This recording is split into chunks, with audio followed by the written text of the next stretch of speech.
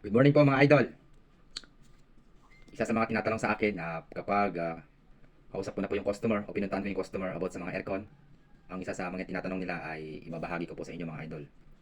Yung kung kailan ba dapat magpalinis ng aircon. Yan po ang tinatanong ng ating mga customer. Sa experience ko o yung talagang standard kung kailan magpapalinis ng aircon mga idol ay depende po sa gamit. Or meron din tinatawag na standard ng paglilinis ng aircon o kung kailan dapat linisan yung aircon.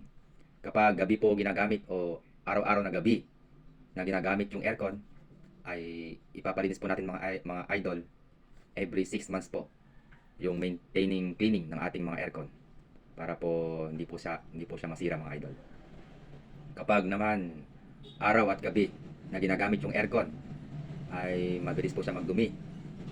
Ang kailangan linis naman po niya ay 2 months, 3 months.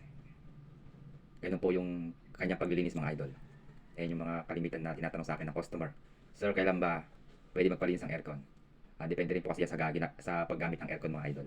Meron yung iba tumatawag sa akin kapag tumutulo na po yung aircon o yung sa mga split type, pagbarado na po yung drain, ay doon na po mismo sa loob ng indoor tumutulo yung tubig.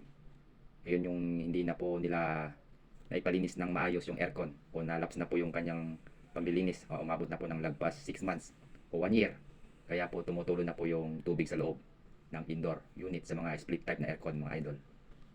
At yung mga sanay naman po mag-aircon ay mararamdaman po nila na mahina na po yung lamig ng aircon. At makakaragdag po ng tips o makakatipid ng kuryente kapag malinis po yung ating mga aircon at iwas na rin po masira yung ating mga aircon mga idol. Yan yung ating tips para sa mga idol natin.